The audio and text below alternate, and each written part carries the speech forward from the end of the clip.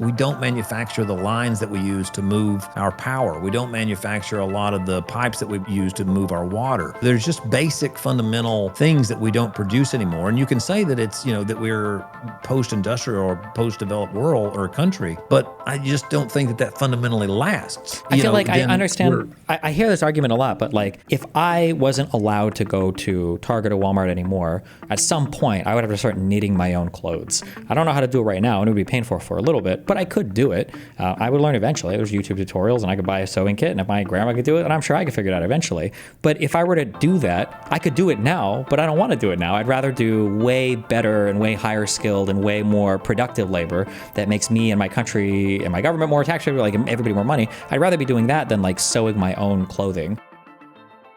Wow, what's up? How's it going, buddy? Hey, what's happening? What do you do? Just life. Just living life. Living life. Yeah, wonderful. I was watching a little bit of that. That was some tedious stuff. It's just the wonderful world of the online stuff. Okay, everybody can hear you. Yeah. Do you want to? It was a wonderful debate. It was the debate about what is socialism, what is communism, what is even. I just tuned in there toward the end. Anyway, I'm not going to have you recap 4 hours of debate coverage. Yeah, you're good. The one guy that didn't watch. Okay, you reached out to me via Z, and she set this up. And I haven't even looked into... because I actually became acquainted with you when you were doing the Un-America tour. Mm-hmm.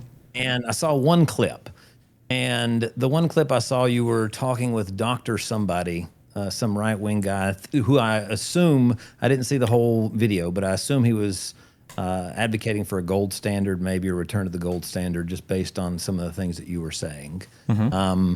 But it seemed also, because what you were talking about sort of reminded me a lot of what I hear from, I talked the other day with, who did I talk with? Matt Stoller. Anyway, I was talking, a lot of the folks I talked to in the Democratic circles seem to come back to this idea that things are going well, right? Essentially, sort of like the Hillary Clinton 2016 race, that essentially the economy is doing fine, that people are doing fine, that we're in some of the, we're in the richest nation in the history of the world, and we're at peak purchasing power, and we're doing better than ever. And that seemed to be your take too.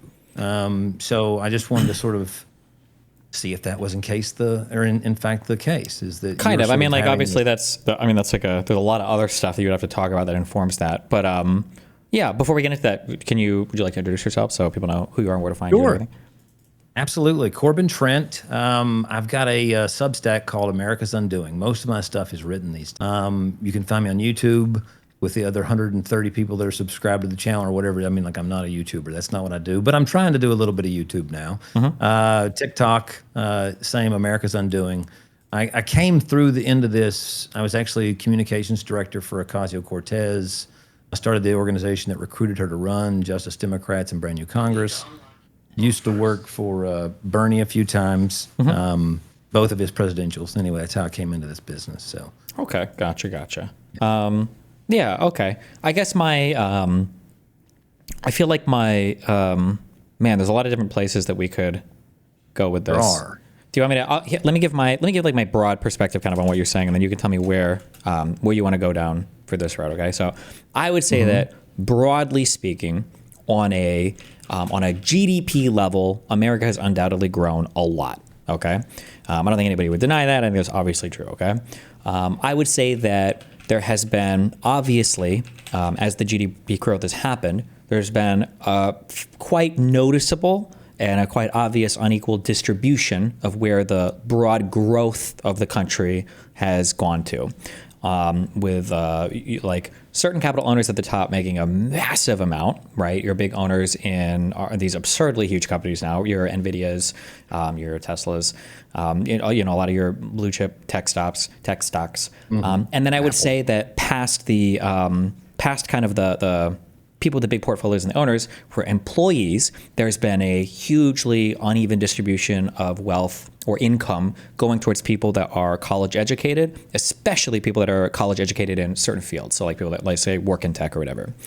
I think that overall, even though the GDP has grown, and even though certain groups of owners and workers are winning massively. The people that are losing out on that, the way that they're winning is very hard to see because the way that they're losing is very easy to see.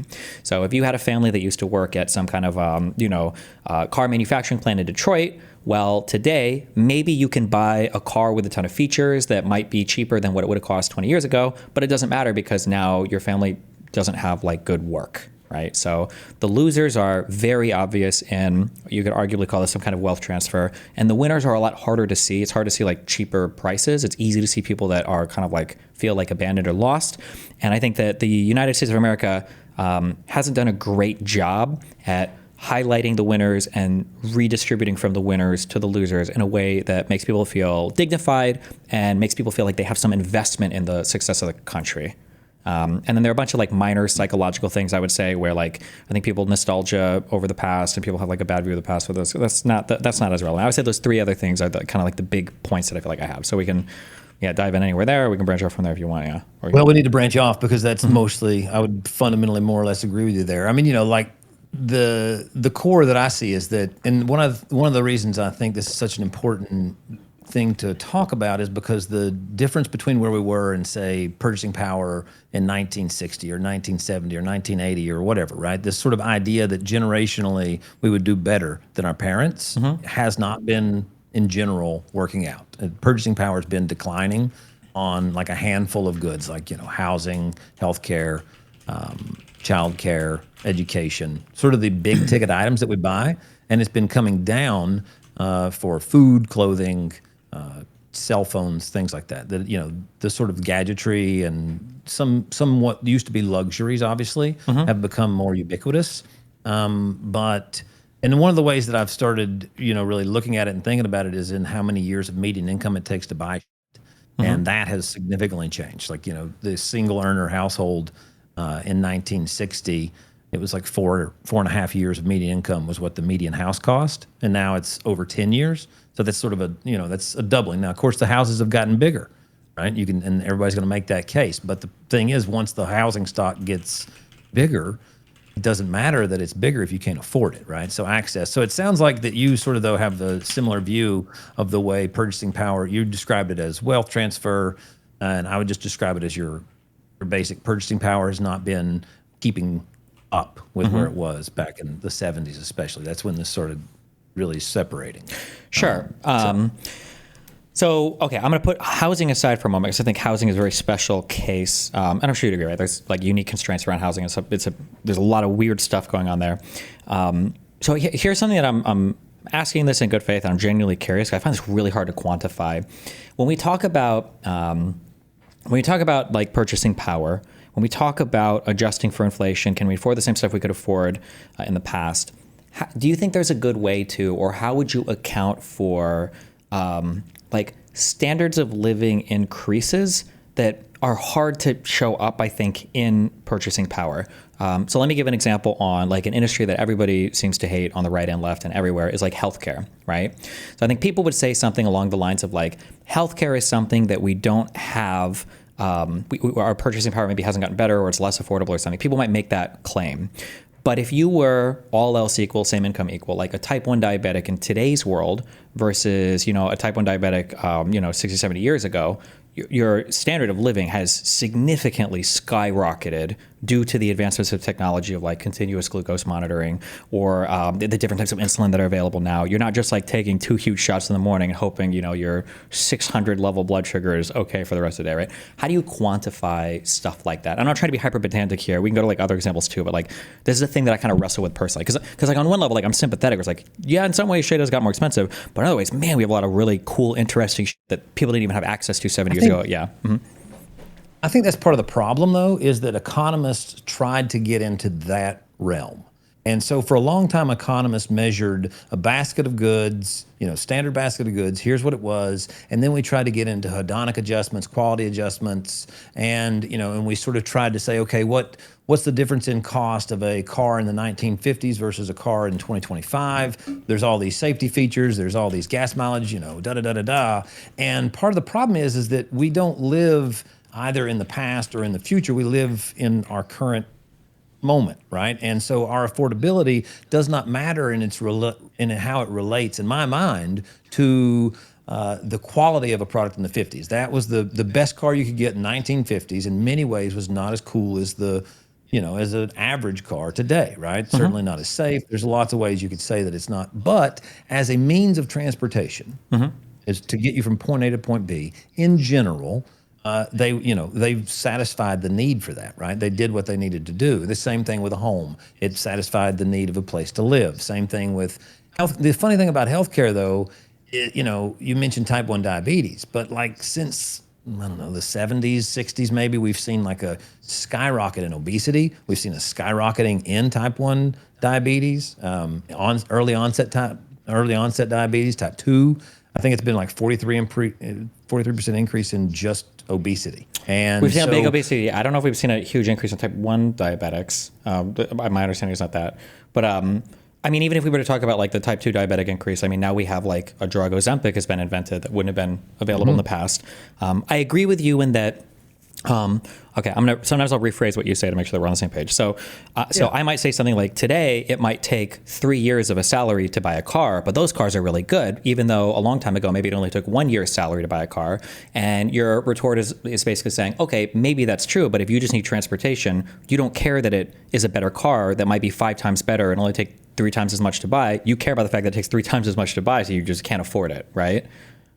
So basically, like, I would say that. I'll also say that with efficiency gains and productivity gains and technological gains, that you should be seeing theoretically. I mean, the idea of children having a better life than their parents is not just in terms of technological advancements. It's also in terms of economic stability and economic growth and economic possibility, social mobility, and I think so. Relative purchasing power is important in that regard, right? You cannot say that you're economically better off than your parents if tomorrow we had all the housing stock was 5,000 square feet, or all the cars were Ferraris, or Sure. every doctor was the cream of the crop from Mayo Clinic or whatever, that they did all the residencies there and they were higher. Okay, so I understand that. So I'm really trying to wrap my head, because I feel like it's a really difficult thing to come down concretely. Because like I said, I see both sides of this. But do you ever play? Do you have like any history for like playing video games or whatever? You understand like console, like Nintendo, Super Nintendo, like that kind of stuff? I know. Yeah. So like, I haven't played video games since there was some multiplayer Star Wars game back in 2003. That's sort of the end sure. of mine. Yeah, good enough. So like, one thing that I hear people say a lot, and I used to say this, I sometimes kind of wonder, it's like, okay, we have all these productivity gains, we have all this, technology gain and manufacturing and all these other things. Why is it that we still work 40 hours a week or more? Like, what the fuck? I thought, shouldn't we all be like chilling and kicking back right now? And, we've made all these productivity gains. Where's it going? And then one thing I see is this, I don't want to call it like a hedonic treadmill, because I don't think that's fair, but I see this like increase in desire for kind of like more stuff and better stuff and cooler stuff, such that the older stuff like isn't even made anymore. So like, as an example of this, if we talk about purchasing power, if we think of a Nintendo that was made in the 90s, that very same Nintendo today, you could probably manufacture that and then buy that for like, I don't even want to say $10, because I think like Raspberry Pis are infinitely more complex technically. You could buy this and make this for like a few dollars, but nobody wants that anymore. They want something that's infinitely more technologically designed. So then as a result of that, and you could say this in regards to consoles or cars or anything else. Like if you wanted to manufacture ultra cheap cars that resemble the ones that existed, the full steel frames with the carburetors instead of the fuel injectors with the ashtrays on them, you could make those cars, but literally nobody would buy them anymore because they. But you couldn't actually right now because of government regulations. Well, sure, okay, maybe cars aren't the best example, but but if there was enough of demand for them, I imagine the government regulations would even change. But like people want the newer, cooler, better thing. There's no demand even for the older stuff. So I feel like it's hard sometimes when we measure. So like you're talking about like purchasing power maybe has gone down, but would you say that today, just look at like if you could choose to be a 20-year-old in today's tech society with all the technology available today, or go back to the 60s and be a 20-year-old in that society, knowing the technology that we have today, but maybe knowing that your purchasing power would be higher, would you legitimately ever go back to the 60s, or would you always say, I'm going to ride it out in today's time period, even if my purchasing power is lower? Like, how do you think a person would think through that, or what would your thoughts be on that? I don't know how a person, I mean, I would certainly do that myself. I think that we've lost. I mean, just societal changes. I mean, the lack of trust, the isolation. Well, ignoring like society, like culture stuff. But I'm saying just like standards of living and stuff. 1960 as a white dude, I'm sure other people would have a different opinion on it. Yeah, but like I'm not thinking necessarily like culture, society. I'm just saying in terms of like just like raw like standard of living, as much as we could quantify with like goods and services. Like, would you want to go back to where everything might have been within more of like a purchasing power, like accessibility I do to? think or that would there you, is something to be said for economic anxiety, right? And in the 1970s, at least from from the data that I've looked at, and then from the stories that I've sort of pieced together to go along with that data, that way I have sort of like like lived experiences instead of just raw data. Like an uncle of mine, he got out of high school and went to work as a bag boy at a grocery store. And with, as a union shop, he was able to then take that lifestyle and buy a new Camaro in '69. He was able to rent an apartment. He was able to go out and get drunk and party on the weekend with his friends and then go fishing, right? I mean, and then work this job, right? It was an actual, if somebody wanted it to be, he ended up doing other things, but it could have been a career. And it certainly was and I think that now when you're entering the workforce, I've got a daughter that's 18. She's about to go to college, and then when she enters the workforce now, the price of things that are sort of foundational to what we would consider the middle class lifestyle have gotten out of reach for a lot of people that are entering into the market now. And I think that, and the reason I think it's important is because if you don't acknowledge or at least look at the scale, and the thing that you started with that really is critical is that by GDP measures, GDP per capita, GDP, any of the major measures that we use, inflation adjustment, there is no major measure that we use that says things are not the best they've ever been. Like you see Elise Slotkin the other day making the case that we've got this huge problem of affordability. Mamdani made this same argument in New York. We've got this huge crisis of affordability. And we can't live, you could live in a world. Well, you can't live in a world where both those things are true.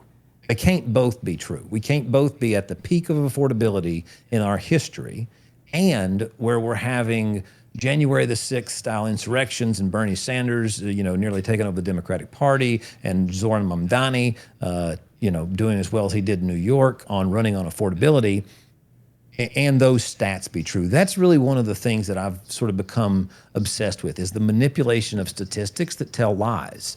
And I think that economically speaking, we have a lot of those, especially when it comes to incomes, purchasing power, and even manufacturing. I think our manufacturing data is skewed to too, but. Sure. I feel like we can move on and talk about into those future things. But I guess one of the issues that I have is that numbers can't capture a lot for a good variety of reasons. Like, we obviously know that GDP could miss a lot. We obviously know that GDP per capita, these raw like medians or averages or whatever, can miss a lot.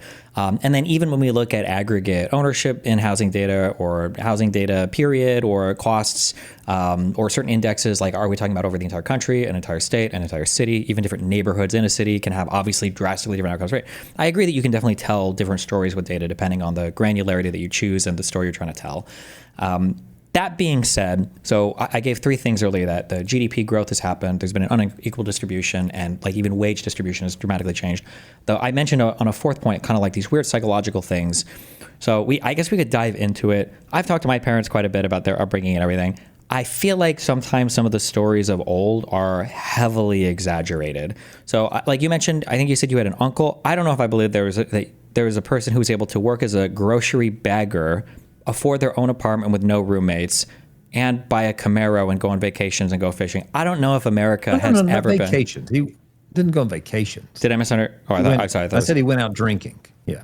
Oh, okay. I thought okay. My bad. Okay, sure. But even in terms of like as a grocery baggage person, I mean, like, maybe that was the case. I feel like you could theoretically do some of these things today, depending on how much you were willing to cut. But I think that the things that we've grown accustomed to today are cutting into a lot of that. Like, if you really wanted to go and work, I think California's 16-hour minimum wage now, I think, for the state. Like, if you wanted to go and work in some place and literally just have an apartment and just have a car, and you're like in a small part of the like city or whatever, you're not like in the most expensive part, and all you wanted to spend your money on was like going out partying on Friday nights, I think you could do it. But I think people want more now. Like, DoorDash or Uber, they have internet, they've got cell phones, they want to upgrade their cell phones. Like there's all these other things that are making demands on our lives in terms of like the stuff that we want to buy and have that in some ways are good. I think they dramatically improve our outcomes, but then in other ways make some of those other things a little bit less affordable or accessible or feel that way. And I would say some of those things like the internet, phones, some of those things have sort of become necessities, if you will. Like, so there's, in my mind, there's a core basket of necessities, right? There's like certain things that we have to have. You might call them, the UN thinks of them as sort of human rights. There's different, they sort of put together a set of things that civilizations and states need to live quality lives. And I think some of that has shifted. Like to participate in the workforce now, you more or less need the internet, right? And I guess you could get by with a landline, but I don't think it'd be that much, that much easier or productive. But I don't necessarily think it's just the way. It's not just consumers. I don't believe. Like you mentioned earlier, that sort of you were using the console analogy, and I think, for example, with cell phones, you wouldn't see things like Apple, being suspected of having to nerf their old phones if people just instinctively went to upgrade to the 15 or the 16 they wouldn't have to make lower, they wouldn't have to be, producers would not have to be making things built to fail if people were just naturally going to upgrade. Like, my family, I was using my grandfather's washing machine until like 10 years ago. I don't know how long he had that thing. But so, of course I'm from East Tennessee. Maybe we do things differently down here. But even what you say about like, for instance, that washing machine, like it's probably like a top loaded washing machine with like 2 cycle options on it that like probably can't take advantage of high efficiency detergents. He probably uses a lot more energy and is less efficient. Like they exist. You can have these things, but we've made so many different gains. Like even when you bring up the iPhone thing, I want to say the global share of phones, I think like 70% of the world uses Android phones.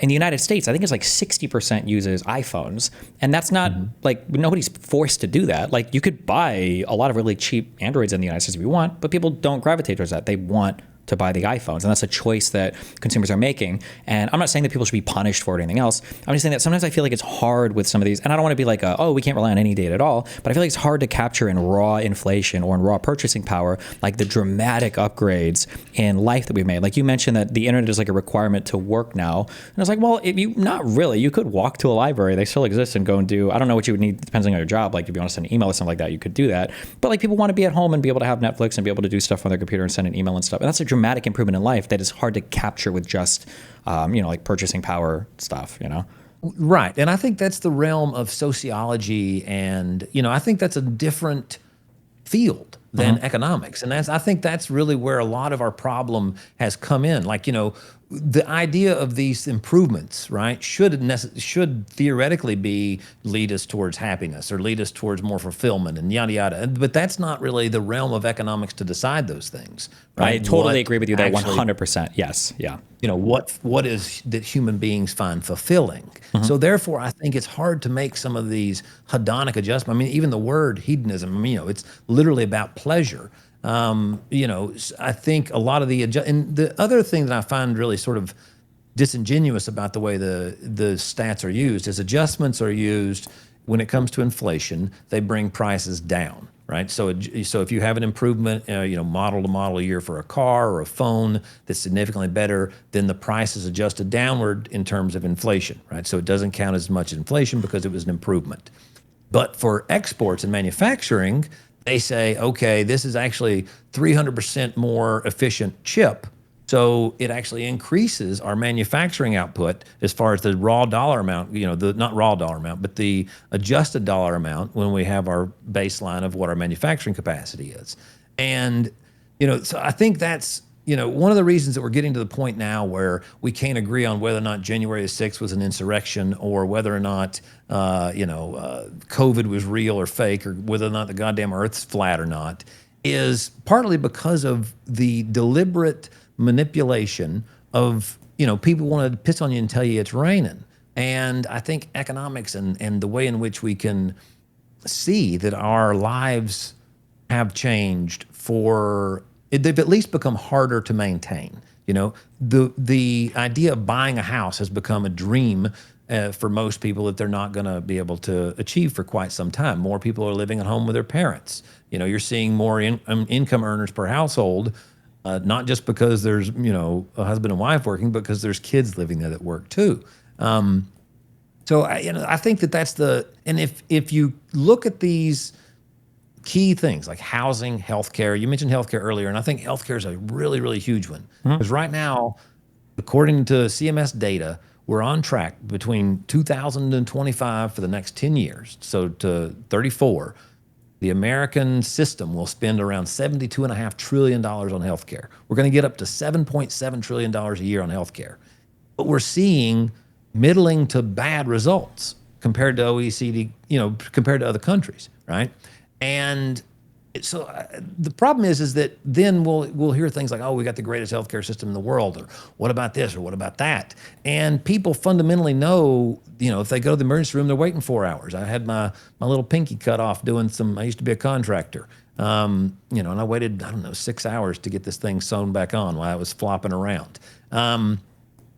I just think that people have a sense, an understanding, an innate understanding that the information that they're getting is wrong, and it makes this sort of complete distrust. And then if you rely on, say, a Kamala Harris or a Pete Buttigieg or a Gavin Newsom or any of these people to come in and analyze the problems and then, provide solutions, they're going to fall short. Like if by my math, for example, if income, and this is not just my math, Rand study says this, lots of people say this, if incomes had kept up with productivity and so on and so forth, median income now would be about $102,000 per person. Not per household, but per person. And it's around 42 in 2023. So the problem is that where we're at is so far from where we feel like we should be, or where we were, the stories that we are, sort of attached to as our history, that's why I think that people like Donald Trump or Marjorie Taylor Greene, these people that are going ham and say they're ready to tear down, or the communists. Why are communists seeing a resurgence? Because people are pissed. Mm-hmm. I guess so there's a lot of different topics here. So So the first thing that I would say, and nobody talks about this too much because it's such an esoteric topic, and it's not a really easy way to address this, is one thing that has changed our lives so much. I'm 36 years old. When I was growing up, like, the internet wasn't really like real. Like, there was kind of there, but I was like AOL keyword search, right? And now at 36 years old, like, every single person like in the country is constantly connected to like everything that I go to do in life. If a friend asks me to go bowling, if somebody wants to go on a date, if somebody wants to go to the beach, they have to compete at all points in time with every single piece of entertainment in the world that is in my pocket on my phone. And I think that, like, the way that we communicate with people, we've substituted a lot of real life stuff for phone communications and online stuff. I think that this has meaningfully, in a lot of ways, in some ways positively, in a lot of ways negatively impacted the way that we navigate the world. And there's not going to be a good economic or a clean economic solution to that. And if people are feeling some sort of atomization or societal alienation that's resulting from that, no amount of 1960s income distribution is ever fixing that. Because if you gave people more money today, I think people would just spend more money on things that probably aren't going to make them much happier, right? They're going to buy like a better cell phone or more consoles or a bigger car. And they're not, and because of the kind of consumerist direction that we've gone in, and because of how much we've gotten kind of removed from cultural or societal integration with each other, I'm just not convinced that there's like an economic solution there. Now, obviously, there's the whole like, money can't buy happiness, and that's true to an extent. But like, if you're broke and you can't afford anything, I mean, then obviously, yeah, for sure, yeah. So I mean, like, I'm not talking about if you're somebody who is earning below poverty wages, or you can't afford a place to live, or your food sucks, or you can't afford basic healthcare or whatever. Like, obviously, there's a problem. You need money. But when we're getting into like middle class issues or these broad kind of societal issues, like, I don't think the average American is starving, right? We have problems with obesity. I don't think the average American can't get any healthcare at all.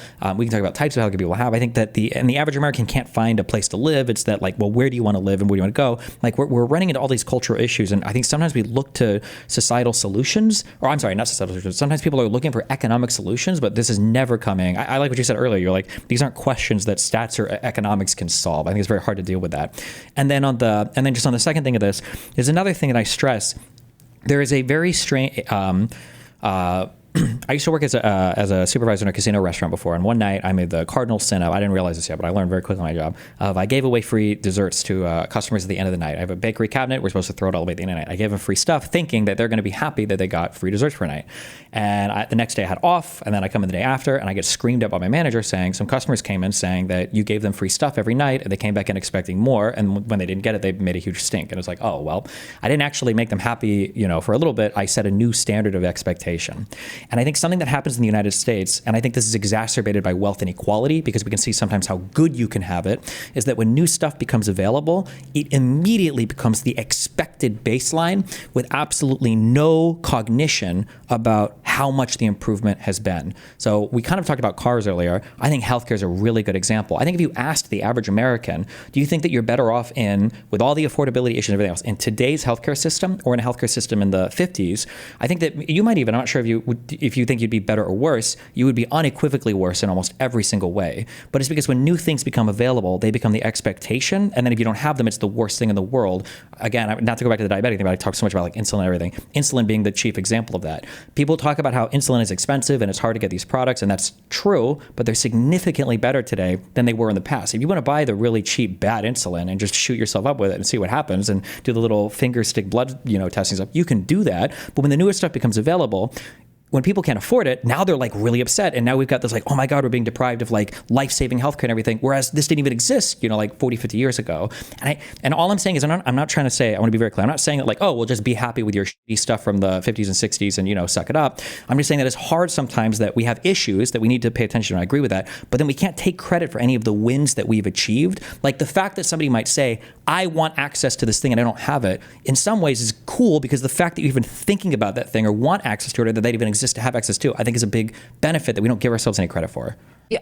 But I think healthcare is a great example for where I feel like the inequality situation is rearing its head in such a way. And you could say that, okay, we've got access to, or we've got these wonderful treatments, we've got this great things like insulin, but a lot of people don't have access to the premium treatments. But we're spending more per capita than any other nation on the planet in terms of healthcare, right? True. So, when I would look at, if I say, okay, I'm going to sit down today, not me, but let's say that we were going to sit down today as a nation with our leadership, and we're going to say, okay, we're going to spend $72.5 trillion over the next 10 years on healthcare. Let's figure out the best way to do that. I can 100% guarantee you that the status quo is not the best way to do that, right?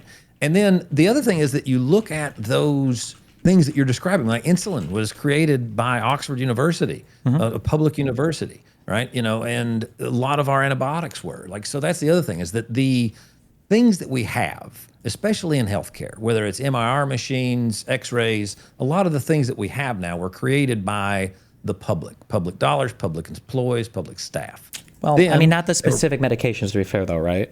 Like the actual medications that we use on people were not, like the general research can come from institutions and schools and stuff. And there's a lot of general research, which is good, but bringing the drug to full FDA approval that's a fully private endeavor at the moment. Bringing the drug to market is a totally private endeavor, right? And the question is, should it be? That's my question. Should it be? And I think if insulin, for example, on average costs less than $1 per unit for good insulin to produce, but then cost, anywhere from $30 to $100, depending on how it, which method of delivery you're using and that sort of thing. I guess my argument for a lot of these things, and I make this on America's Undoing, whether it's healthcare, whether it's housing, whether it's energy production, whether it's energy distribution, if the market fails to deliver a quality product at a quality price, then I think that we intervene as a state, as a county. Like, for example, in Tennessee, about 50% of the healthcare in Tennessee, all the hospitals and various other rural clinics used to be owned by cities and counties and municipalities and the state itself, right? Now we're down to less than 10. In general, our healthcare used to be a very state-owned thing. We had something that was more akin to the Japanese system, where I think right now they've got about 35% public-owned delivery, and then the other 70 is private. And they have this, what I would consider to be a way more robust competitive arena, because there is a public alternative that is producing things at much less overhead, with much less profit motive, and able therefore to sort of grease the gears of capitalism, if you will. So sometimes that engine seizes, the engine of capitalism that made America what it is. And that seized in the 20s. And then through the 30s, we had to sort of grease it, right? We greased it with the New Deal. We greased it with the arsenal of democracy. We did all these various things. And through that, we made massive improvements in the quality of life of people. We raised more people out of poverty than anyone until China has done today, right? And, and I think that was done through a combination of state resources, not just as a referee, not just calling balls and strikes and protecting assets and IP, but also producing. It was all they being the Army Corps of Engineers, literally built buildings. They built factories, through the arsenal of democracy. The interstate highway system was not all done by contractors. Lots of that was done by government employees. So I think that what we've seen, especially in the healthcare industry, is this move more towards the worst things that you have in communism are rearing their heads in capitalism, because it's getting very vertically integrated and it's getting more and more monopolized. And it doesn't create a good product or a good price. So anyway, that's, I guess that's sort of an aside, but I feel like that's where you need state intervention. Possibly. So I think the pushback or the challenge I would give on healthcare is I would argue that the United States system has seemed to produce a whole bunch of innovation in healthcare. I think that the medicines, like the pharmaceutical products that are created in the United States and the forms of treatment and everything, I think have gotten significantly better. I think we've made huge gains in so many areas, but we're just not aware of it. Like the discovery of Ozempic has been an awesome union of general institutional, like school research combined with pharmaceutical companies. Isn't that Denmark, though? For Ozempic, I think the general research I thought was initially funded by the NIH. Could be totally wrong about that. Ozempic might have. I don't know if it was Ozempic or semaglutide. I guess I could look it up. But I mean, like in general, like the pharmaceuticals. Generally, though, you mean. Yeah, I mean, like the pharmaceuticals and everything that have been produced, like the products and the innovation, everything in the United States system, I think have been pretty good. I would consider it to be. There was a lot of successes there. There's issues as well. There's going to be specific problems to housing and medicine. So for medicine, I feel like there's a couple of things that people don't like to talk about when it comes to housing and medicine. We can do medicine right now. And I'm just curious what your thoughts are. One issue I think we have with medicine is, and it sounds really bad, but it's old people. I'd be curious, when you just talked about that number that you gave earlier, the like $6 or $7 trillion a year that'll be spent additionally or whatever on medicine in the United States, we spend so much money on elderly people and elderly care to extend life, to where one old person can occupy as much medical resources as like 50 to 100 younger sick people. I think it's like 15% of elderly people in the United States consume like 35 or 40% of all the medical resources. And I'm curious. I'm not trying to back you into court. Like these are all really hard questions. I'm just curious, like, what is your thought on like how do you deal with this type of like disproportionate, I guess, like allocation of care or the consumption of medical care, or like how do you work around that? Because I feel like there's a lot of medical cost when it comes to these to old people in the United States. Yeah. I mean, obviously you're at 75, you're going to probably need more medical. You're going to go to the doctor way more often than at 25 or 35. I'm 44. I don't go to the doctor unless I cut something off and I have to get it sewn back on. So, I mean, I think that's why, I believe that you have to bring down the cost of the overall system. And the problem is that it's such a huge part of our economy right now. It's on its way to 20% of GDP, right? And the stats that I see say somewhere between 25 and 30 some odd percent of that is in sort of administrative fees, right? So it's not actually people that are doing the work of taking care of the elderly. It's not people that are doing the work of fixing a bone or putting on a suture that are doing any research. These are administrative positions that are either in the insurance industry, in the hospital industry, or in the medical field in general. And, say like Japan, they run somewhere around 3. I think their record was like maybe 2.8% administrative overhead. Germany's running at about 4.8. I mean, that's another place where we're remarkably bad when it comes to healthcare, is how much the middlemen and middlewomen get to do basically nothing. We've got all these administrative jobs, and at some point, there's going to be a real push to make those AI, I would think, but who knows how that's going to go. And I just think, so for one thing, you say, yes, it costs a lot of money to be old. And unfortunately, I think we spend more money on extending death than life. Yeah, But that's that's just my personal opinion. Yeah, like I understand like old people are going to use a hospital more, but I think when you're doing like, I have a lot of doctor friends that complain about this, where you're getting like transplants for people who are like 84, or you're getting like extensive stuff, not just the ordinary stuff. And I'm not talking necessarily about hospital visits, but like extended life care, like full term, like facilities and hospital beds and stuff for people who are like, and it sounds really bad. Obviously, you can never sell this to boomers, but like the idea is like maybe it's time, grandma probably doesn't need to live another 4 years on, bypasses. Maybe it's okay for, but I only say that because like it sounds like a joke, but you want the death panels for sure. Listen, I hate old people, so I do like the death panels. Is it because of being behind them on the road that you hate them mostly? Well, I live in LA for 3 years, so I'm okay with traffic. I'm traumatized from all traffic now. Yeah. But I feel like there's a weird thing that is happening a little bit with our kind of lopsided population. It's not even really lopsided. It's not as bad as like Japan's population or South Korea where they're going in terms of like age of people. But dipping over into like the housing question, I feel like there's another weird thing that's happening too, where there are two issues at play. One is, the old person question, which is you get an old person and they have a home, and people view houses as just kind of like right to have forever. And the idea of getting rid of your house, a lot of people don't like that. And I wish I could remember these numbers I read off Redfin, but it was like 40% or something of new home ownership purchases or new home purchases were done by people purchasing like their second or third or fourth home. And it's like old people, right? So they have a home, they own it, so they've paid it off completely. And they're like, well, I don't want to sell this home. So then they move and then they rent it. And so now you have this issue where there's like younger people who maybe they want to buy a home, or they want to get a mortgage on something, but like all of these old people, have like 2, 3, 4 houses that they don't want to sell because they're older. They're better wealth position in life. That's one issue that is at play. And then the second issue, and I feel like this is a really hard one that nobody ever wants to talk about, is the vast majority of people that live in the United States are living in a home that has a mortgage or is owned by the person in it. And if you want to make life better for people buying homes, I think you necessarily have to make life worse for people that own homes. And that countervailing force, I think, is very hard to balance, because we talk a lot about people that are trying to buy homes, but the voters are all the people that have homes, right? Like if you're making housing more affordable, it seems like you're necessarily hurting the people that have homes. 65%, I think. Oh, it might be 65, not 70. Yeah, it might be 65 or something, but yeah. 60 and change, whatever, maybe Sure. close to 70. It's somewhere in that neighborhood. Yeah, And so then how do you deal with maybe those, with the countervailing forces? 30% of those people don't have a mortgage, I think. Maybe, yeah.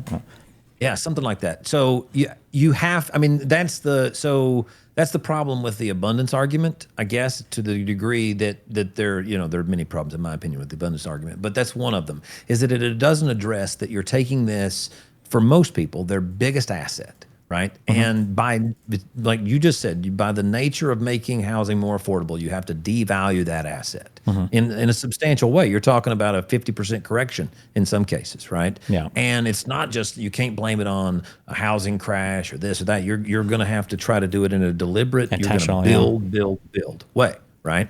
And so I think that there are people smarter than me can figure these things out, hopefully, but I think that you're going to have some sort of sovereign wealth fund. I think you're going to have something that sort of like offers people some sort of bailout, if you will, for the correction that's going to have to happen. Whether it ends up in a 401k, goes on their Social Security, I don't know how you would do it, but I think that you have to make people not necessarily whole, and I'm sure that people could figure out ways to make this, based on what time period you bought it in and how long you've had it and so on and so forth, But I do think that you have to see a massive building program. I think we should have, like, one of the things that was so interesting. I am absolutely not a fan of Donald Trump in so many ways, but this man said that we needed to build freedom cities, right? And he said it once, I think. He's never gone back. But the idea of building new cities, like, the Chinese are building new cities, entire new productivity hubs, right? Hubs that are centered around production of various types of components, or maybe it's around, generators of clean energy, or it's a photovoltaic, and then they have entire areas in that town that are for that. And we haven't built a new city in quite some time. We're trying to remodel old ones. And I used to be a general contractor, I did for the last 3 years. And sometimes it's a lot easier to build anew than it is to go in and change something that's already existing. So I think that we should be looking at the idea of rebuilding new cities or building brand new cities. I think that we should be looking at the idea of building in places where, we've got to change. One of the things that's happened is developers have gotten into policymaking. So like, for example, here where I live in near Knox County, Tennessee, a lot of the people that sit on the planning commission are developers or former developers, right? So they've sort of built these laws and regulations around housing. Like you can't build a tiny home here, can't do it. It's against the law, right? You have all these offsets. So there's all these rules, regulations, and things that are out there to protect theoretically the purchaser, but they're not, the customer. They're out there really to protect, in most cases, the builders, the developers, and the folks that already own houses. So you've got this system that has so many stakeholders that want the status quo to remain the same, right? And some of them, it's greed. Some of them, it's just, hey, I bought this house 30 years ago. What do you mean you want to devalue it to the point that it's taken half of what I have, right? That's a totally reasonable response. So, these things have to be thought through. Like, if we fix healthcare, if we actually looked at healthcare and said, we're not just going to kick the can down the road and see what happens in 10 years when it's more than we can literally afford, and we have to, the idea of cutting Medicare or Medicaid is no longer an option. If we sat down and said, okay, we've got to do this, we've got to deal with this, then you're going to have millions of people that need to be sort of shuffled into a different field. Either, a lot of the people that are in administration in the healthcare industry are apparently have some training in healthcare, like, in the actual delivery of medical services, the nurses or nurse practitioners, or, so some of them could be sort of reallocated towards delivery of care as opposed to just administrative. But the problem is you can't solve any of these big challenges that are facing us in terms of societal problems, economic problems, without rocking the boat a little bit. And most people, at least people that have some economic power in this country, top 10, top 20%, don't want to see the boat rocked.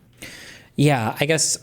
So then I guess in terms of the purpose for having this conversation or whatever, what do you think are the big things that I guess you kind of advocate for, or like, what do you think are steps in the right direction that we can take to alleviate, I guess, some of these problems? Or what do you think are like the biggest problems that we need to do something to alleviate? And how do we start taking steps in that direction?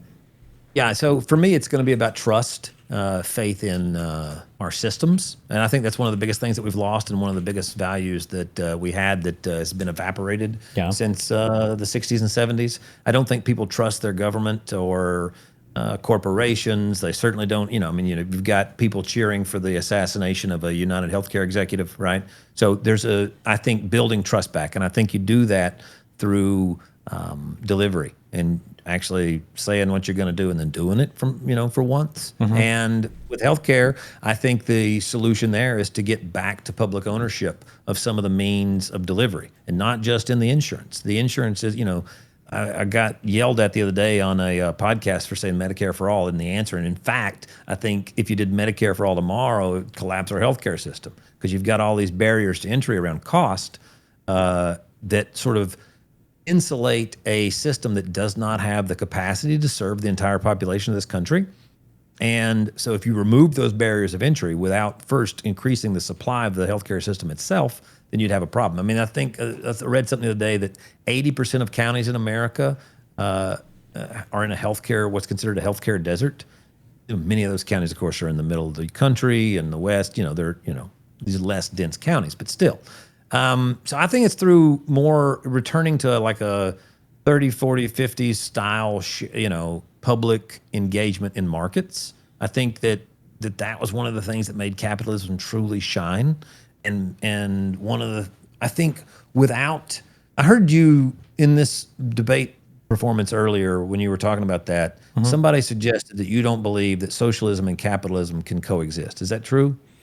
Kind of. Careful. This is a very contentious debate around a bunch of like interpersonal dramatic things. So, but okay. Just as a heads up. But I would say that I would say that in a socialist system, socialism and capitalism can't coexist. In a capitalist system, you can have things that a socialist system could have. I think that one of the strengths of liberalism broadly is that we can incorporate so many different ideas and so many different models under one roof because of the framework that we have. But if you fully transition to another system, those systems oftentimes are intolerant of or can't allow for other modes of competition. Yeah, depending on what you're This is really irritating. We agree on too much shit. This is a problem. Sure. No, I'm teasing. I think that's exactly the case too. Sorry, I had to switch the thing off. No worries. Yeah. Is that, and I think that's one of the things that has sort of, that we lost. And I think maybe that's partially because of the collapse of the Soviet Union. I mean, people said now there's nothing to compete with, but I don't know why all this started happening necessarily in the 70s. Maybe it's because we thought we were sort of a post-developed society. Anyway, my thesis is that one of the things that we've started doing is privatizing the shit out of everything that used to be public, whether it's sanitation, whether it's healthcare, whether it's, our ability to produce the things that we need. I mean, even, things like the chip development and, the various things that we make in terms of electronics. A lot of that research and a lot of that development used to be done by the state. I mean, right now we've got Elon Musk that's on the verge. They reckon he'll be a trillionaire by 2027. And in no small part, that's going to be through government funding. It's going to be, he's like the biggest welfare queen that exists. I mean, NASA can do this shit. We don't need Elon Musk. The science, for example, when I was at least talking to a rocket scientist over at SpaceX, he's telling me that about 80% of the technology they're using was developed by NASA. And he's talking specifically about the thruster algorithms that allow them to land. He says that's Greek math that was developed a couple thousand years ago, but they didn't have the processing power. Sure. I would be, I don't know. Listen, every engineer friend ever wants to chat. I would be really careful when people say things like 80% of this, and then you, I don't know if you've ever heard in business, there's like a thing called like an 80-20 rule where 20% of your effort will take care of 80% of problem, and then like 80% of the effort is needed for 20% of the problem. Like, I'm pretty sure, depending on how you cut it, like if you look at the totality of our genomes, I think that we have like 60% of our DNA is in common with bananas, so I would be careful with the like 80%, like that last 20% might be really, really, really difficult to do. That being said, fair enough. I just don't think it's unique to Elon Musk's capability. Maybe, but I mean, like he uniquely did it, right? It hurts me to say this so much because Elon Musk is probably one of the only people on this planet that I hate more than Donald Trump. But I mean, like of all the countries that exist on the planet, of all the private firms that exist, of all the governments and space programs and China and Russia, like nobody's caught rockets until Elon Musk, the private investor, came to the United States, capitalized on a lot of public grants.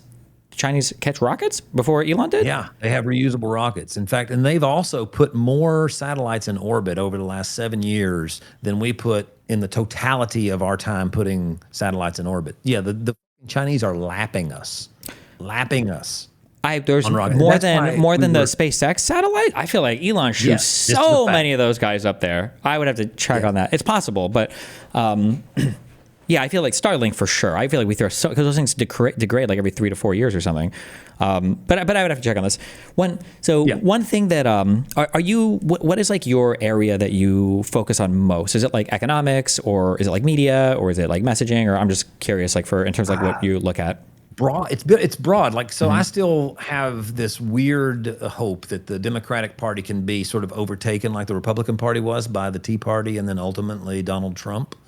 I started Brand New Congress. I was a co-founder of that. I was a co-founder of Justice Democrats. The idea behind both those organizations was to build a movement that can restore sort of restore accountability, restore faith in government, restore faith in ourselves, and the democratic process. And so I guess my focus is currently on something called Mission for America, which is essentially a evolution of what the Green New Deal was originally intended to be before it got sort of hijacked by people that were, extremely left and had very different ideas than the people that put it together originally. It was more of an economic plan, an economic platform.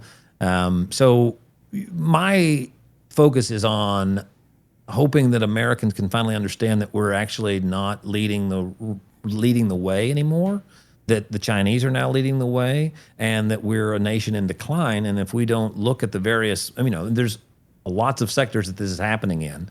And if we don't look at that and, really take stock of it, then we're going to have a bad next 50, 75 years. Gotcha. So there are two things that I would say. So I also have kind of like a broad interest, and I'm not like hyper fixated on one thing. Oh, well, I probably have more focus on media than anything else because I guess I kind of work in media kind of. One thing that I feel like is an issue is I feel like the media segment or the media plug-in of this equation for how America views itself, I think is like essential to make any kind of forward progress. If you do like any kind of art or athletics or whatever, something you have to practice in, I think that one thing that's really important for practicing or for correcting mistakes is you have to identify that it is a mistake first. If you don't have like an accounting of a particular problem, then there's no way you can fix the problem, right? Pretty basic. I think everybody agrees with this.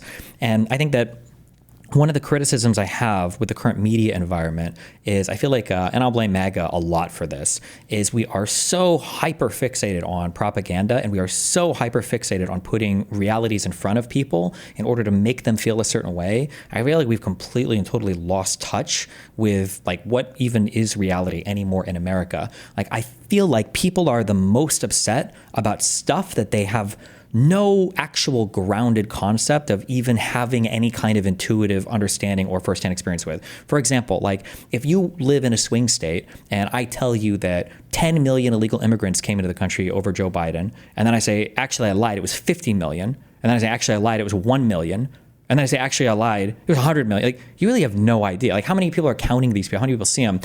Not to say that all immigration or legal immigration is irrelevant to the overall health of the economy. I'm not saying that, but I'm saying that the level of outrage or obsession that people have with certain topics, and people will feel like, well, this is what America is like, I'm sorry, and it sounds maybe dismissive, but I don't believe that somebody living in Michigan or Pennsylvania is so adversely affected by illegal immigrants and trans people that these are their like guiding principles on voting in elections. I think that a lot of that is kind of what has been shown to people and then what they wanted to feel outraged about. And then on a broader perspective from this like media frenzy where every single thing, and maybe it's always been like this, I just don't remember it, but oh my God, it feels like every single thing today is so political. Everything is like ultra so political.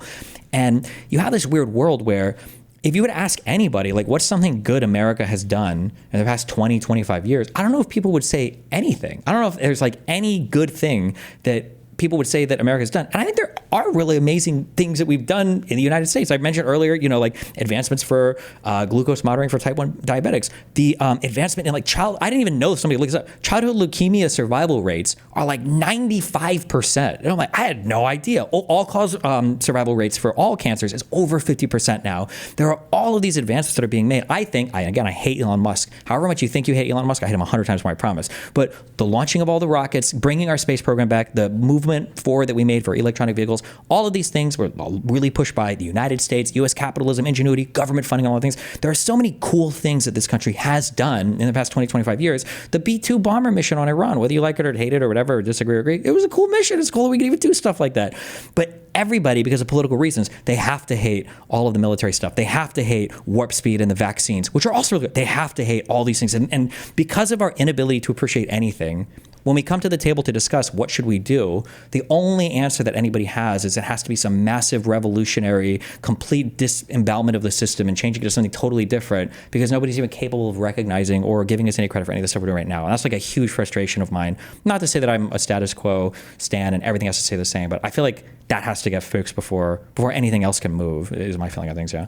Is that you have to get people out of their corners where you have to get people to realize that things aren't as bad as they think. Like some things are bad, enough. Some things have gotten really cool, some things are kind of shitty, and then we can the things that are cool, we should keep building on that, and we should learn from those things. And the things that suck, we should change that because we can do better. Yeah, I guess the problem is I feel bad that I'm in the category of I do think we need a real shakeup. I mean, I think politically speaking, when your reelection rates are in the mid 90s, high 90s, there's actually many years where there's more turnover in European monarchy than there is in the United States incumbents. And I think that's sort of a systemic problem. Obviously, I don't think that's a healthy democracy. We've got these dueling, nations fail. That's a fact, right? Empires fall. Like the Ottoman Empire is no more. The British Empire is no more. They're really having a struggle bus now. And I think that what we're seeing right now is America is in sort of precipitous decline. And that's going to impact the coming generations. Yeah, I do okay. I'm living the dream. I'm okay. But I don't think my neighbors are. I live in I live in a pretty rural area, and I see people here struggle. I see people here, really work hard for a living that they don't get, and they don't feel like they're part of a team. There's been times where America felt like we were part of a team, and we were, I think the problem is that unity, we've only seen that captured in very effective ways, around war, around defense, around existential crises. That's the only times that we can ever really put our differences aside. And, like the we saw during the arsenal of democracy in World War II, like women came into the workforce. That was sort of a faux pas. Black people came into the workforce,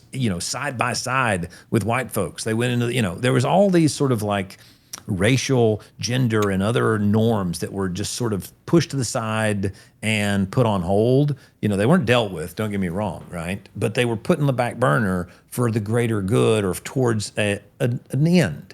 And I feel like we made a mistake in not maintaining that momentum that we had, sort of this sort of mission that we were on. The mission obviously was defeating fascism and ending the Nazi push to conquer the world.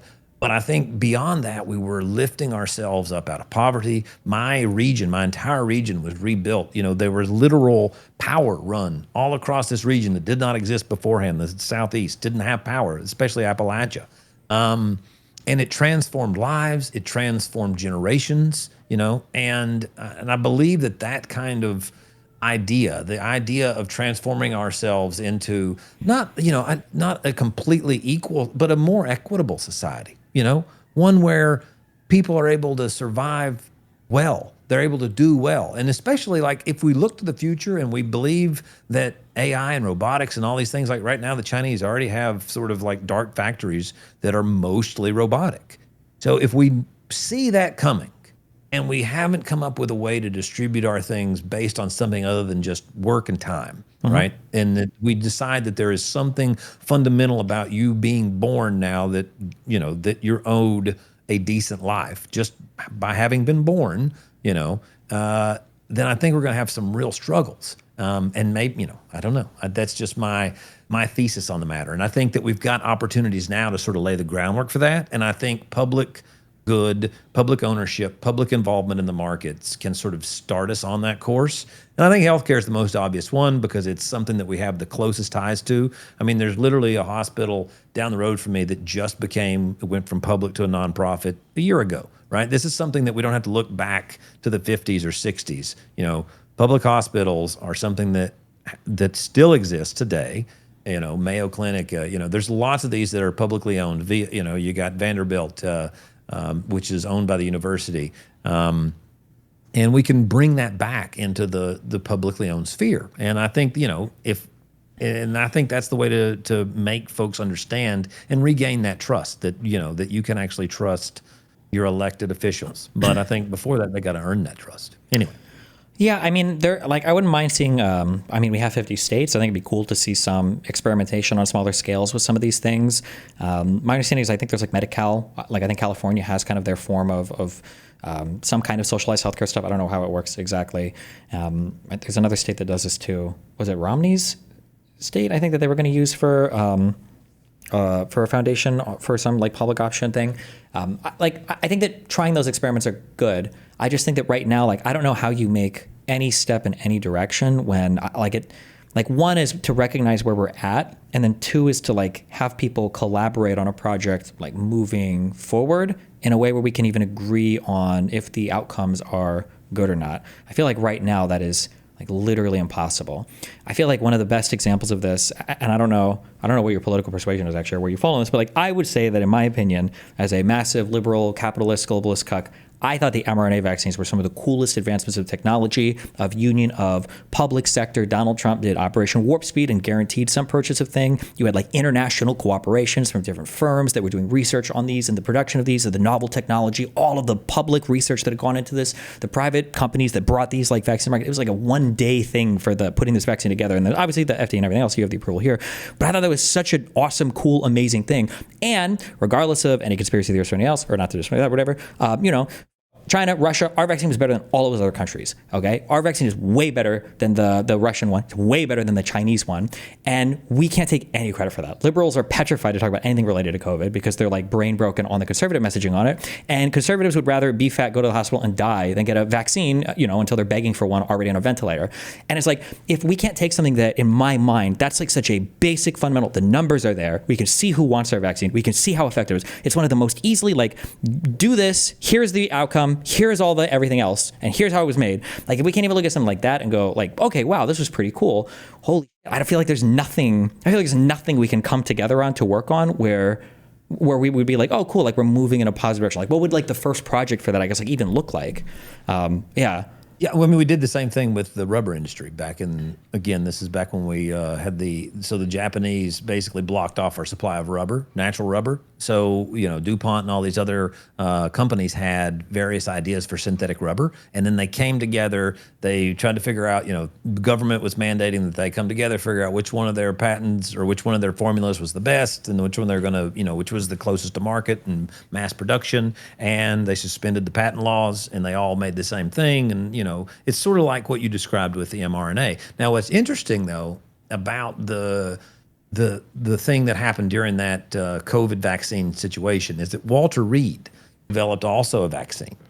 And their vaccine was good not just for the specific strains of COVID, but it was going to be more of a broad-based COVID vaccine. It was going to hit not just COVID-19, but other COVID strains, mutations. But it got shelved for whatever reason. And part of the reason was it, in my opinion at least, is that it wasn't a Moderna, it wasn't a Pfizer, it wasn't a J&J, it wasn't one that was going to be super easy to monetize. And I think some of these things are what causes this. And the other thing that caused all these conspiracies around this was the way we reacted to the lab leak thing, which turned out to be kind of like at least 60-40, 50-50. I don't know what you want to give it, but it's like maybe like, not, right? If you ever want to find somebody to argue with that, it's 99% it was zoonotic origin. There's no evidence that it came from a lab. But that's a whole other separate thing, I understand. But if you want to have any research, I'd love to debate on that topic. But even on the you said Walter Reed vaccine, I don't think there was a vaccine that would have been effective for future. I don't think just the way that virus evolves, there's no way you could make a broad-based vaccine for that. I think the mRNA process. They claimed it. Then they lied. Walter Reed. He lied then. The Walter Reed folks lied. I would bet my whole life on it, yeah. Because the part of the evolution of that virus, if the virus can evolve against your immune system, it can evolve against a vaccine, right? And that's the whole point of, like you can't make a broad-based vaccine against like the flu, because the flu changes so much, or colds, or other types of, like coronaviruses or other viruses, yeah. I feel like... all I know is that the scientists that were working on the Walter Reed vaccine suggested that it would be a coronavirus-wide, that it would handle mutations more easily and more quickly and take fewer changes. And it didn't go into mass production. It didn't get into Operation Warp Speed. It didn't get pushed into the clinical trials like the rest of them did. But and things like whether or not masks are effective, that got politicized. Wait, whether or not I would have thought masks. I'm sorry. I just heard that. Okay, yeah. Okay, yeah. That obviously was an insane thing. Like, it wouldn't it have been great if we'd gotten to the point where we're a country that says, hey, we've got a flu outbreak going on around here. How about everybody that throws on a mask for a couple of weeks, right? Sure. And you tamp those things down. And instead of being this, weird response to government overreach, it was just a thing that we did because we respect our neighbors, right? Nothing else, no other reason. We're going to do it because we respect our neighbors and we don't want to make the old people sick and die. I mean, maybe you do, but we could do it differently. We could kill them other ways. We don't have to do it with COVID, the old people. So, I believe that that's the case, but I think that part of it is, and I put this out, I had a piece in americasundoing.com today. It lies, and it's literally called, the headline is Why Nobody Trusts Anything Anymore. And it talks about the media landscape that you just described and how that we've been sort of fed propaganda since, I don't know how long as I can remember. You hear things that are objectively untrue said obviously on Fox, but you hear them all over the place. There are things that are clearly not true that are said. I mean, CNN until recently said there was no starvation happening in Gaza, right? You see CNN having the ways in which that they covered things going all the way back to Waco, right? Whether or not that was, there's just like, the Epstein files, the way we're seeing that covered. It's clear that there's some shit happening in those files. That's not, I mean, is that debatable? There's obviously something people don't want out, and yet we don't see it covered in a way that lends you towards seeing that accountability is something you can ever get. And I think that frustrates people. I think the way you're going to react to that as a person is to see that you don't have there is no accountability for people that are above accountability. Okay, so then I think I kind of asked this before, but I'm curious, if let's say that you were like God Emperor of the United States or a state or a city, what would you think is like the best project to like win back American trust that you think would be successful, that could be done on a small scale? Like if you were to like go and advocate for something, or I don't know why I said if you were a dictator, you could push the button, but like you think that like would be like a good place to start? I'm just curious. All of my debates are so negative sometimes. I'm always like nitpicking, and I'm looking for more positive stuff. But yeah, what would be like a supportive thing where you're like, I wish that in a state somebody would try this, or in the country that we would start doing, or I guess like a state project that we're like, this is a thing that we should try for a proof of concept to win back public trust on a thing.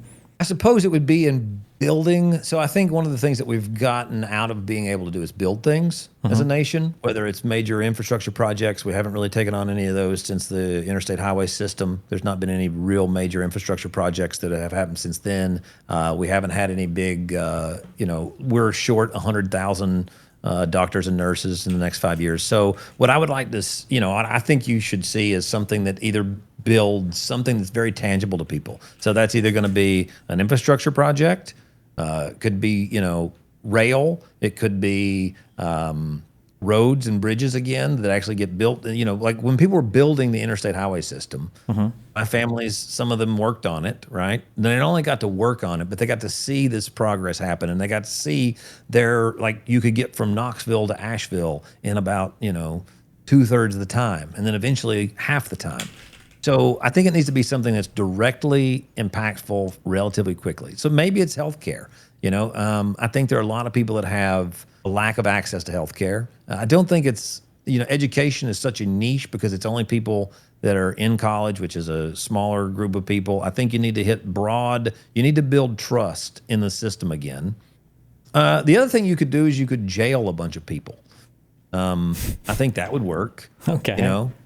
I think if you had an accountability czar at the federal level that actually went in and found out all the various shenanigans that have been happening, and is there insider trading going on in the House? Is there this? Is there that? And instead of feeling like you're in a system where everybody's winking and elbowing each other because we all know things are happening, but we can't exactly prove it. See, that's the other part of the problem, is that people want to have a smoking gun.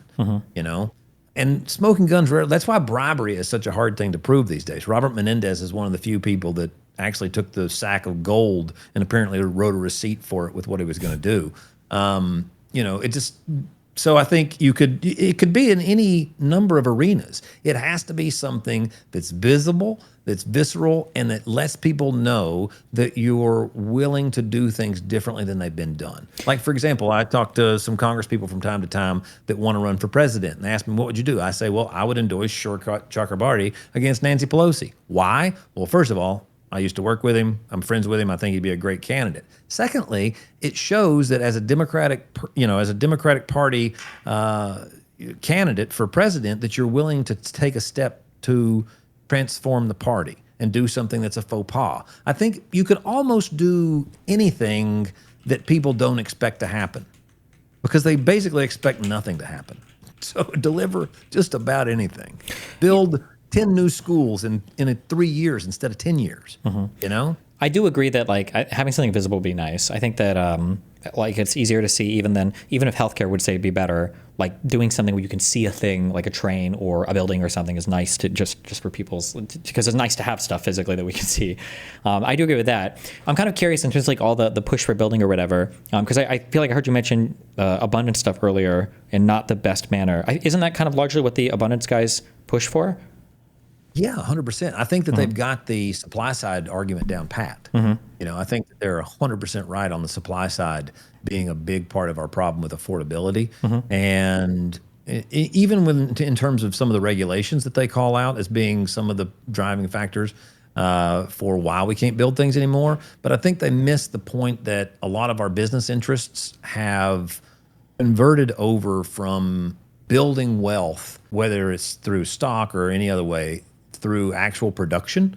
We've gotten to a point of financialization and extraction in the way our economy functions that we no longer have to build massive amounts of products in order to create lots of monetary wealth. Right. Well, I feel And like that's one of the things I we still find like manufacture more than I think we have historically, right? And then we do like a lot of our kind of production is in like the tech sector and everything now. Like a lot of the major AI companies are in the United States, which is probably good, right? Yes. So some of our manufacturing is in code, right? So that's counted as manufacturing.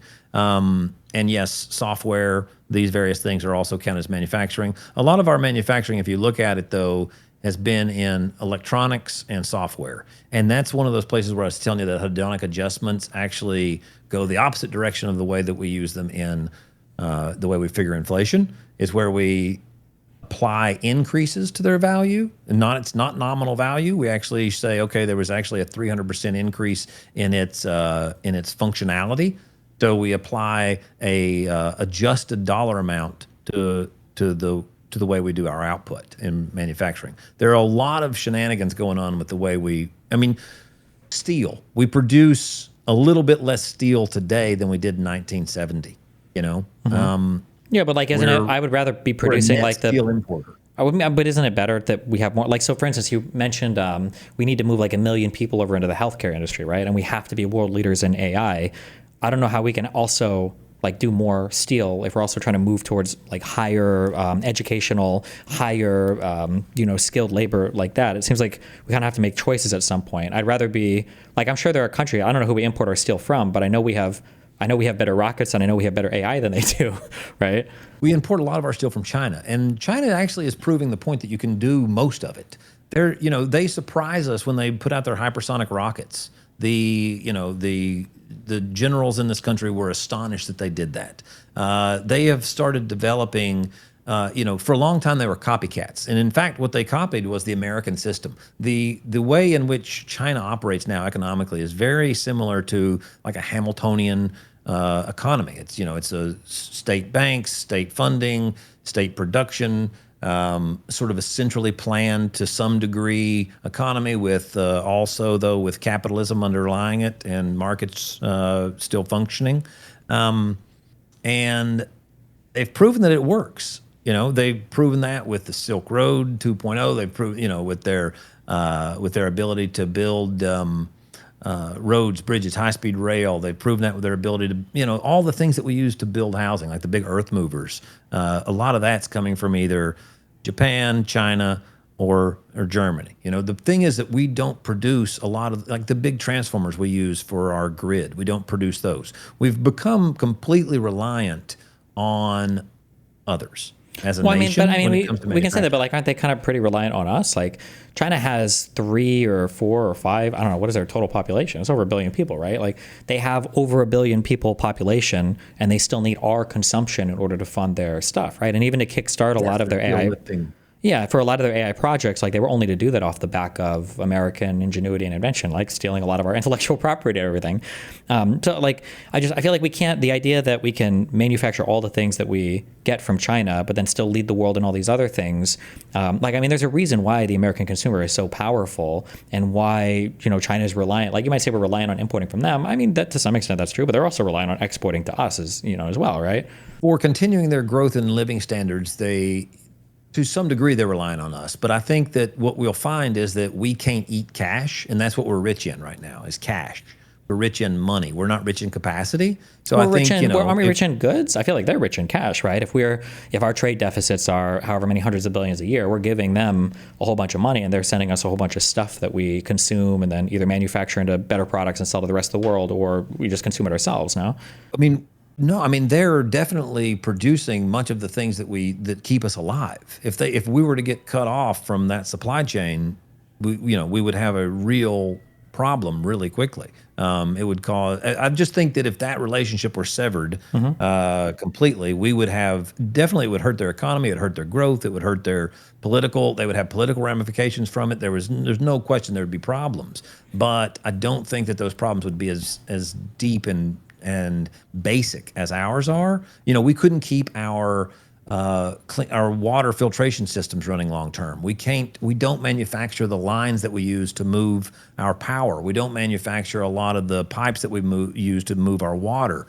You know, there's just basic fundamental things that we don't produce anymore. And you can say that it's, you know, that we're post-industrial or post-developed world or country, but I just don't think that fundamentally lasts. I feel like I understand. I hear this argument a lot, but like, if I wasn't allowed to go to Target or Walmart anymore, at some point I would have to start knitting my own clothes. I don't know how to do it right now, and it would be painful for a little bit, but I could do it. I would learn eventually. There's YouTube tutorials, and I could buy a sewing kit, and if my grandma could do it, and I'm sure I could figure it out eventually. But if I were to do that, I could do it now, but I don't want to do it now. I'd rather do way better and way higher skilled and way more productive labor that makes me and my country and my government more tax like everybody more money. I'd rather be doing that than like sewing my own clothing. Like, I'm sure we have the capacity to manufacture our own power lines and transformers. We just don't do it right now because our manufacturing is like oriented in a different direction. I feel like I'd rather be putting cars together at the last stage or working on AI than, you know, being able to refine steel and then ship that out to somebody else who's going to use that to build a cool product that, you know, their consumption is going to be used for or is going to enjoy. Like, I think it's okay that we're relying on other people for things. Like you and I are relying on so many other people for basic things. I don't know right now how to kill a cow and cook it and eat it. I could probably learn if I had to, but I think it's better that somebody else does it and then I do, you know, what I excel at. But I don't think we have to do every single basic thing to be good or powerful as a country. I feel like in a lot of ways, the fact that we don't have to do it and we outsource it to other people frees us up to do more productive or cool stuff. But that relies on us having value, right? And what I'm saying is that we're getting closer and closer and closer to the point of not having value. Having the world reserve currency, for example, has given us a lot of value. Our financial, prominence across the globe has given us tons of value and the ability to sort of, outgrow our britches or whatever. You know, we've had that plus our military installations and our nuclear weapons and our willingness to sort of interject ourselves and overthrow regimes and sort of meddle across the planet has brought a capacity for a standard of living without earning it in America, that's for sure. But I believe that particular show does not go on forever. It did not go on forever for the British Empire. It didn't go on forever for the Ottoman Empire. It didn't go on forever for the Roman Empire. I think when you get to the point of financialization and extraction, you can see that is one of the paths that declining nations and eventually failed states go through. Well, when we say like, I think just on when you say we haven't earned it, I mean, like, haven't we though? Like, sure, China might have some benefits to their organization, their the way that they organize their government and everything. But China also, I feel like, is a pretty internal-facing country. Like, they trade with a lot of people, and they try to build relationships out to Africa and the Middle East, and they're, the Belt and Road Initiative or whatever, which hasn't gone as well as they would have liked. But I think that the fact that America has not only built our economy, but we've also been so outward-facing. I don't know if I would say we haven't earned any of that. Like, we have the best, at least up to this point, the best military technology on the planet, and that has afforded us some level of relationships with other countries on the planet, and that has afforded us good trade relationships and like so many different beneficial transfers of technologies and educated people. And even if there are our competitors, right? Like, how many times in the United States when you go to our best universities, in some ways people complain about this, but it's almost like a good problem, right? Like, how many of these super smart Chinese kids are coming in and eating up all of our spaces in our good universities?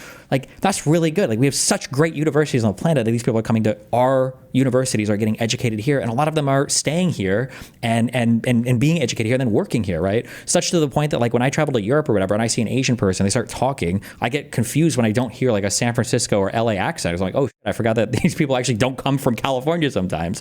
So I feel like America has earned its place in the world. I don't think it's unearned, and I think part of that is a byproduct of the way that we engage with the world. And as beneficial as China's operation is to them sometimes, of pegging their currency and having an export economy and a manufacturing economy, I think there's also big downsides that they pay as well that are harder to see. And I think that we're benefiting a lot from our current system in ways that are harder to see as well. Like, I think we should take credit for that. I think if it's just even I mean, Belt and Road, they're definitely opening up their ability to trade with the EU in some really meaningful ways. Right now, they're exporting more EVs than anybody. They're exporting more photovoltaic panels than anybody. They're exporting more windmills than anybody. They're exporting more. The fact is that they have become the factory for the world. For right? sure. And what's that afforded them to be able to do is to move their. They've gone though. You got to remember what China was like. Or, and can't remember it. I've read about it, in the 1990s or 1980s. This was a really impoverished nation that then you utilized the money that we were giving, the money that the world was giving. We were moving our factories over there. We were investing. I mean, Apple alone invested somewhere around $275 billion in China in over a 5-year period in building like Foxconn and these other places and training engineers and doing all the various things that they did there. And that's one company. And it's done a lot to raise the standard of living there, but it's also done a lot, at some point the idea that you can separate the ideas from the manufacturing, that the ideas don't come from the manufacturing floor, or at least proximity to the manufacturing floor. We've got places like MIT and other really high-profile universities that are developing a lot of interesting technology. But when it comes to battery development and the sort of like what's the next gen after lithium ion, we're not leading the pack in that anymore. We're not doing Manhattan projects to figure that out. We're not putting in the resources then that can take this from idea to mass development like the Chinese are. Even the fucking Australians are doing a little bit of that better than we are. Yeah, and I agree with that. That's a huge problem. But going back to manufacturing, that's a step away from the direction that we need to go, which I think is like even more specialization of labor and even more research and develop on these things. Like, I don't think it's an accident that America was the first country to the atomic bomb. I don't think it's an accident that we were the first country to AI. Like, imagine we don't import steel from China, but instead we manufactured it more here. But imagine China was the one that beat us to, a lot of the recent AI development and explosion, and we can't even steal technology from them as well, potentially. Like, we would be in a much worse place, I think. And I feel like the fixation on manufacturing bare things, I don't think gets us closer to making big breakthroughs in like cutting edge technology related to microprocessors or artificial intelligence.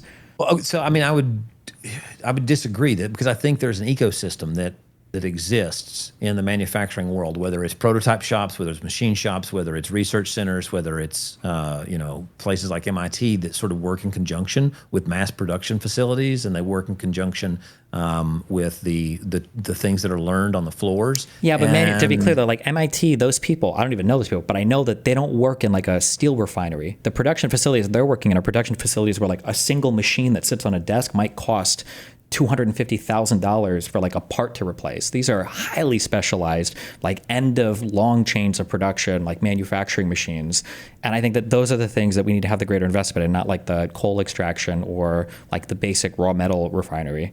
I mean, if we're going to have things like, if we're going to do anything similar to Belt and Road Initiative, where we're going to implement high-speed rail and get away from planes, or if we're going to have mass production of the future of avionics, and we're going to build the brand new wind, solar powered and battery powered planes or whatever it is, I think we're going to need the raw materials. And at some point, it's going to get like one of the things that's interesting, about say like a national high speed rail network. We don't have the concrete, we don't have the steel, we don't have the copper, we don't have the raw materials at our disposal to do that. And if we try to do that right now, what you would see is the commodities market explode. It would become cost prohibitive. There would be basically no way to do it. You couldn't do, like you mentioned, we were the first to get to the bomb. The way we were the first to get the bomb is that we took our best and our brightest and we shoved them into this one thing to work towards it in the Manhattan Project. And I live,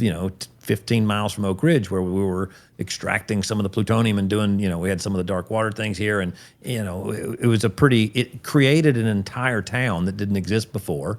That town still exists today. It's got high wealth, high education, high diversity. There was the ripple effects for generations. And now that's been all outsourced. Even the DOE over there is done by contractors. And what they're producing now is way less tangibly beneficial and useful and directly put into place. It's like, we were able to do with NASA, the spinoffs of NASA. Just the spin-offs that came from the space program, whether it's Velcro or different kinds of ceramics or different kinds of fibers, or and Tang, right? And now those spin-offs have been given to Elon Musk, right? So what I think is that by giving away our capacity to build some of the basics and then privatizing our capacity to build to do the sort of more high-tech work, then I think we've lost a lot of our abilities to sustain ourselves long term. And I just think we're going to become. The idea of global trade means that you have to have something of value to trade with somebody, and it needs to be something more than we're not going to bomb you. And eventually, American dollars aren't going to work. If we, there's been these flirtations of backing away from the world reserve currency of the U.S. dollar, and I got to say, Trump's got us closer to that than I would think. All these tariffs and all these trade wars and all these pushes and all the attacks on our allies, I think, have got us closer and closer to a world where we're going to be able to, people are going to be looking for an alternative. Sure. Okay. I got to go out to eat with friends soon. All right. Any final thoughts or anything? Are you allowed to say who you were trying to set up a conversation with, or I don't want to blow it up on stream if not? Are you any yeah. Oh, yes. Brianna Joy Gray. Yeah, we were going to go live. We're going to do it again. I went on her show the other day, and everybody attacked me for being a capitalist. It was really remarkable. These guys do not like capitalists, but sure. It was fun. Anyway, well, listen, doing it again. Yeah, I appreciate the conversation a ton. Do you want to shout out, where can people find you? I think you said you do more writing now than anything else. Yeah, americasundoing.com is where my Substack is. We've got a lot of things on politics, economics, and just general thoughts. And then I'm the same. America's Undoing or Corbin Trent on X, on YouTube, and TikTok. That's primarily where I'm at. Cool. All right. Well, listen, I obviously we disagree on stuff, but I super appreciate the conversation. So yeah, thanks a lot. I'm sure I'll see you in the future. Yeah. See you out there. Cool. Have a good one, man. You too. I understand the emotional arguments for the manufacturing stuff. I just don't when I think of the big manufacturing countries, it seems like they suck compared to the ones that don't manufacture a lot, right? Like Taiwan, I feel like is one of the most important countries in the world, and it's not because they're digging all of their own resources out of the ground. Or maybe they are, and I just don't know about that. Maybe they have a huge resource extraction economy that I'm not aware of. It's because they do like the super specialized stuff. Or if you look at like Israel, this is like a land built on nothing. This place sucks for resources, and they managed to dominate, the entire region of the Middle East due to trade and talent.